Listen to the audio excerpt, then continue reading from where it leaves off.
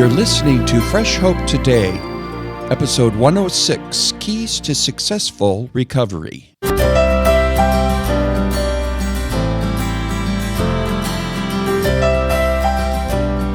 Hi, and welcome, my friend, to Fresh Hope Today. I'm Brad Hoefs, your host. Our purpose here at Fresh Hope Today is to encourage you to live a faith-filled life, rich and full, in spite of having a mental health diagnosis.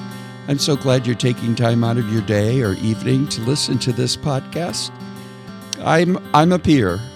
This podcast in particular is going to be just peer-to-peer. How am I a peer? Well, I have a mental health diagnosis also, and that diagnosis is one of bipolar 1. And so I want to share with you some things that I think are keys to successful recovery. You and I both know that recovery can be a challenge, and recovery doesn't look the same for each of us. It's a different journey, and each of us has a different story to tell.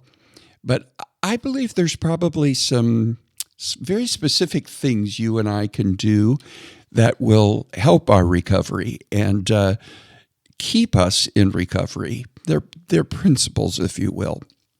For the last 12 years ago now, and the year is 2014, I've had no symptoms of bipolar disorder.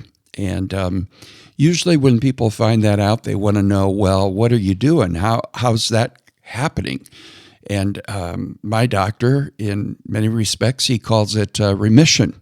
And in other words, I take certain precautions. I have to take proactive steps on a daily basis and really take great care.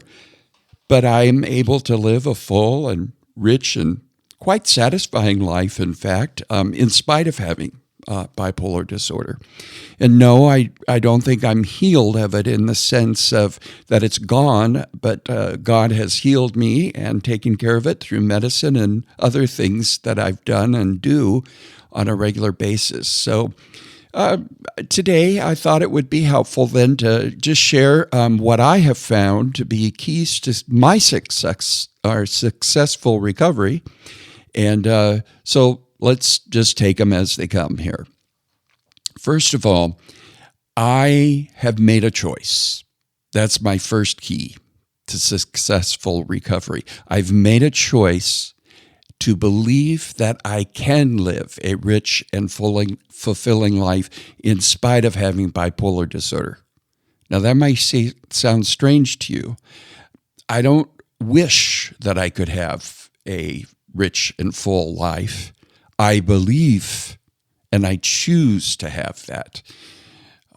I think sometimes we have a mental health diagnosis and we think, oh gosh, life is never going to be the same. I can't do this. And we kind of learn to accept it for what it is and then say, well, this is all there is. This is as good as it gets, like the movie. Well, I choose to believe something different. I choose, by my thinking, by my approach, to believe fully that I am able to have a fulfilling, rich, and faith-filled life in spite of.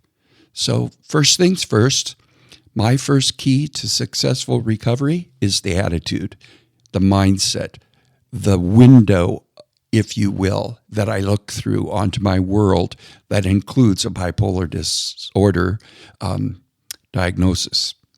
Secondly, of course, if medicine is involved, which in my case it is, I take my medicine as directed. I do it every day. I do it with accountability. My wife's able to make sure that it's been taken, and I don't begrudge that of anyone to ask me if I've taken my medicine, although I don't know that anyone ever has. But I take it daily, and I don't play with it at all. I don't tweak it here and there. I don't do anything on my own. If I feel that there needs to be some minor adjustments, then I call the doctor. And I tell the doctor exactly what's going on or whatever, and he makes the decision. He makes the call. And usually he works with me. I mean, I really believe it's important to have a doctor that works with you where there's give and take, and that you're able to talk and he listens, or she, and they hear what you're saying and respond appropriately. Now, I've had to wait through when I have taken new medicines. I've had to wait through, having all the side effects and things like that. And sometimes you got to wait through them, so to speak, and you got to keep taking it in spite of the side effects until the side effects subside. And I think sometimes people get a little too anxious and a little too excited about side effects and quit taking it and move to something else and then move to something else. And most everything has side effects. But I've gotten to the point where I am able to take my medicine. I don't have side effects from it that I'm aware of. And if I'm not doing quite right, I just call the doctor. Now, he has also given me a little PRN stuff here and there where he said, if you feel like your mood is sagging, I want you to do this. If you feel like this or that. Seldom. I have one little PRN drug that I have for anxiety, and I seldom take it, maybe 3 times a year, maybe 4 at the most. But it's great to have that kind of doctor-patient relationship. But I never hesitate to call his office, never. And I want to encourage you to have that kind of relationship with your doctor, because I think sometimes we're afraid to call. And after all, this is how they make their living. They've chosen this profession. And if you need to call. The second thing the third key to successful recovery for me is that I have become extremely self-aware. I pay very, very close attention to what's going on with my thinking and any kind of perceivable changes in my mood. I've worked hard to come to an understanding of what the difference is between a feeling and mood. There's a big difference. And but I have become extremely self-aware of my stinking thinking, where I need to change my thinking.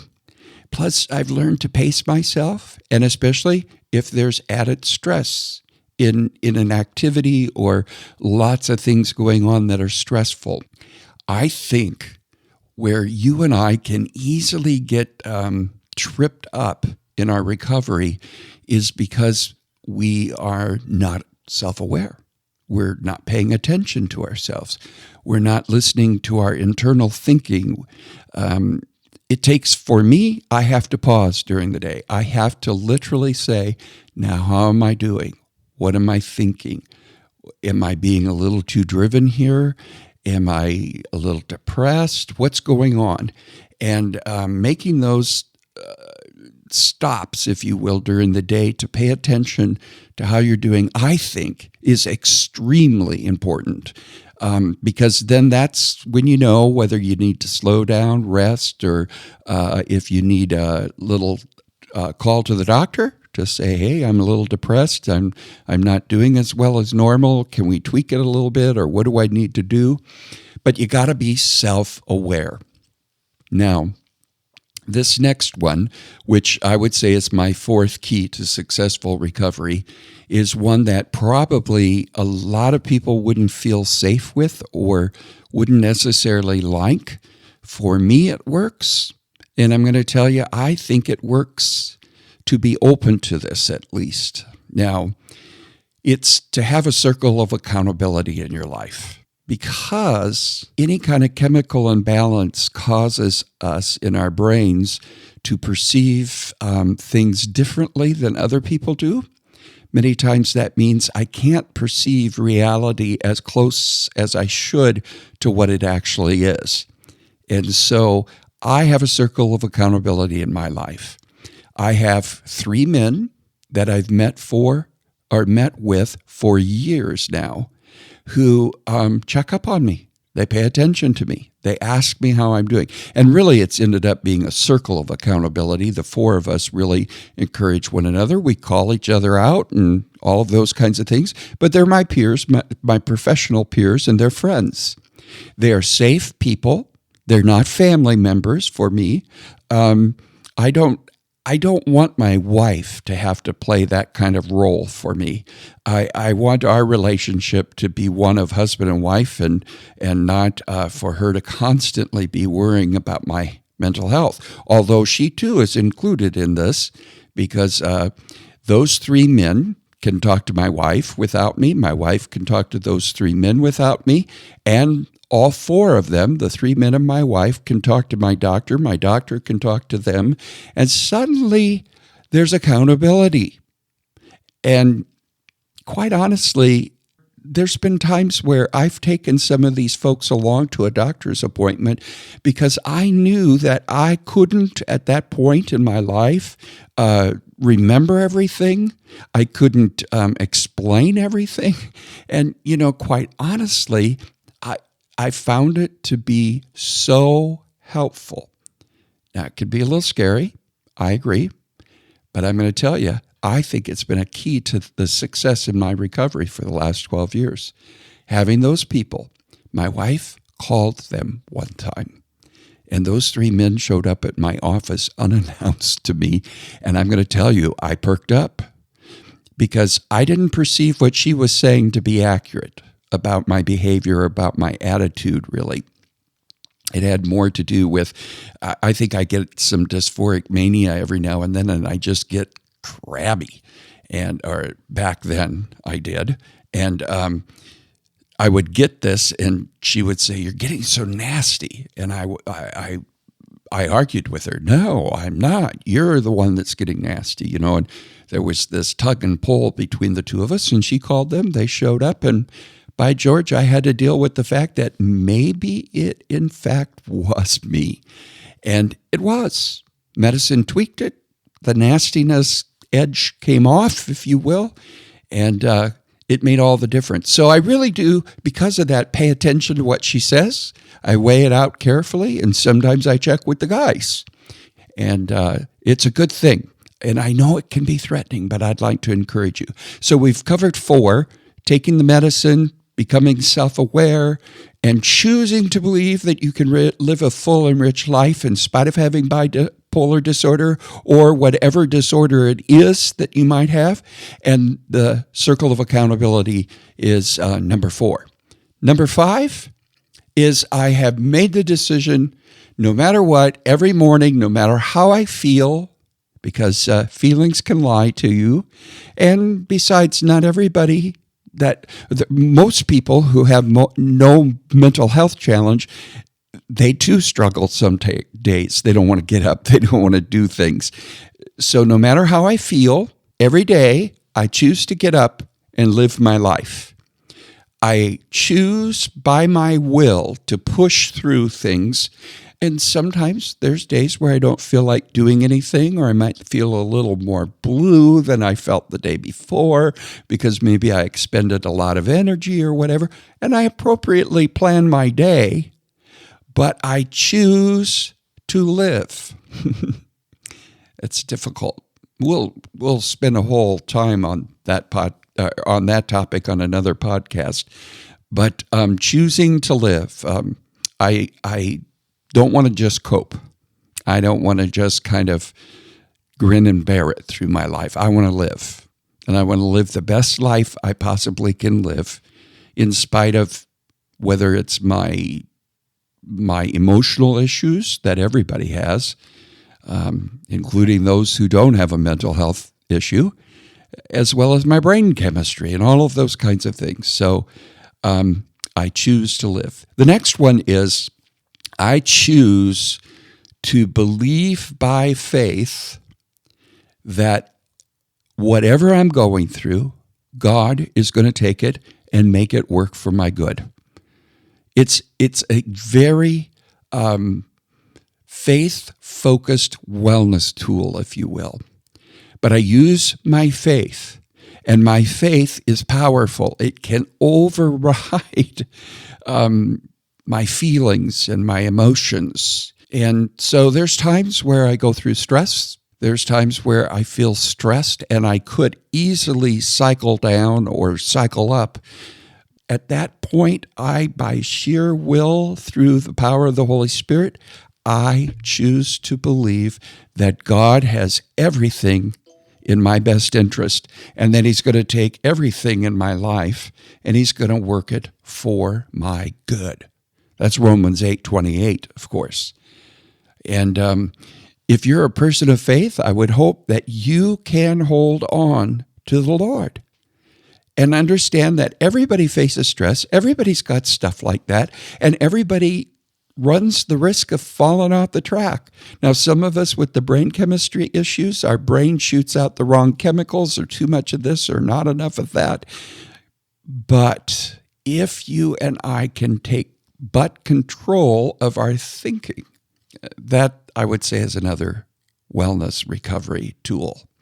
And that is to understand that you and I can be in charge of what we think about and how we think. Even if my feelings say one thing, I will many times say, but this is the truth, and this is how I choose to look at this.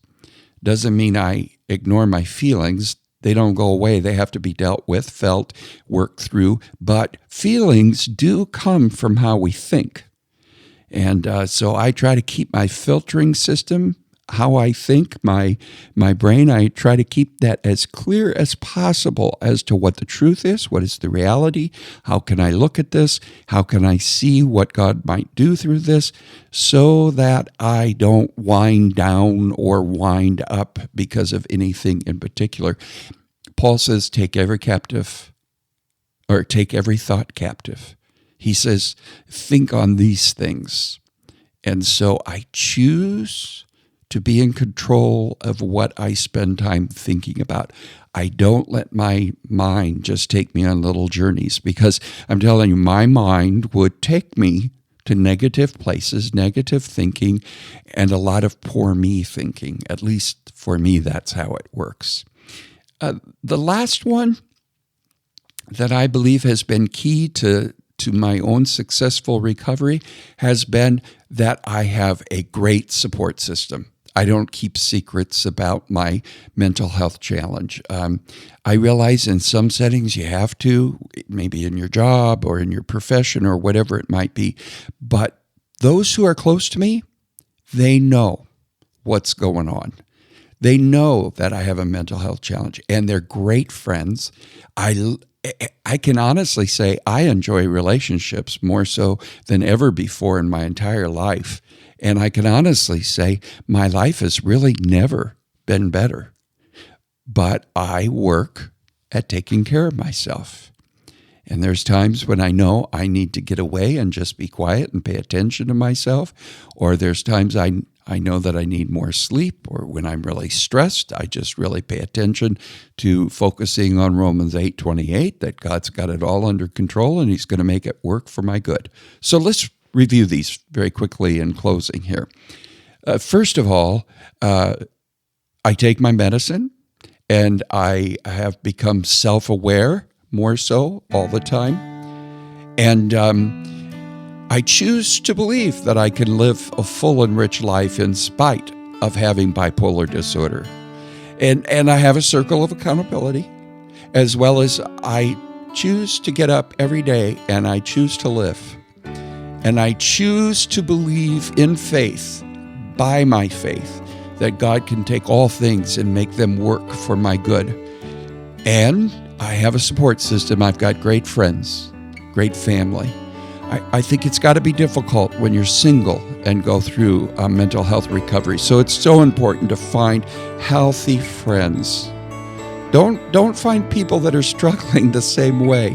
Find friendships that don't dwell on having a mental health challenge, but instead friendships that are just great friendships.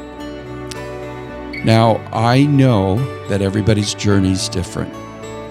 I would love to hear from you about either your challenges or your comments or your input in regards to this. You can email me at pastorbrad@freshhopetoday.com. I'd love to hear from you. I'd love to talk about this with you. I believe with all my heart that it is possible, in spite of having a mental health diagnosis, that you can live a full and rich life, my friend. Please do not give up. Do not give in. Get up and fight the illness, the disorder. Choose to be in charge of your thinking. Use your faith. If you'd like more information about Fresh Hope or Fresh Hope groups, go to www.freshhope.us. Or if you'd like to get a hold of the workbook for Fresh Hope, go to freshhopebook.com or type in Fresh Hope on Amazon.com and you'll find it there. Once again, thank you so much for listening today. I hope it's been encouraging.